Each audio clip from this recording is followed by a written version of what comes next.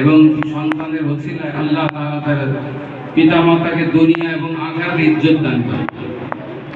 আল্লাহ পাকের হুকুম লঙ্ঘন না করে আপনাদের সন্তানকে আল্লাহর কোরআন শিক্ষার জন্য কোরআনের শিক্ষা প্রতিষ্ঠানে দিয়েছেন, এটা আপনাদের কত বড় সৌভাগ্য।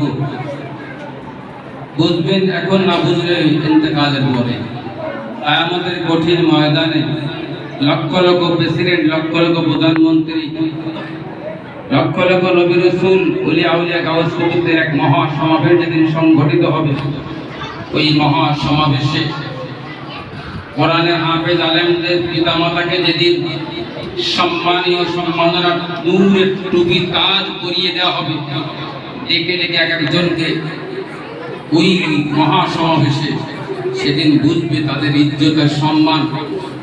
কোথায় প্রেসিডেন্ট আমেরিকার ট্রাম্প, কোথায় প্রধানমন্ত্রী ভারতের মোদি, আর কোথার কে।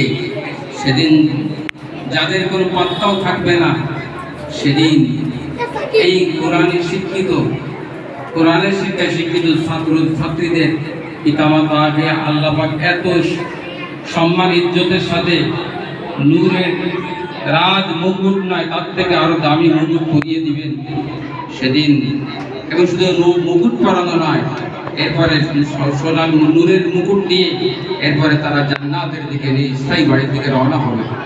আল্লাহ দোয়া করি আজকে আমি আমাদের প্রত্যেকটা অভিভাবককে কিয়ামতের ময়দানে যেন ওই আল্লাহর পক্ষ থেকে নূর ও টুপি পাওয়ার তৌফিক দান করেন, আমিন। এবং আমাদের প্রত্যেকের সন্তানগুলোকে আকান রাব্বানি আলামিনের খাদিমিন হিসেবে কবুল ফরমান, আমিন। আখির দাওয়ানা আলহামদুলিল্লাহি রাব্বিল আলামিন। এখন আমরা দোয়া হবে।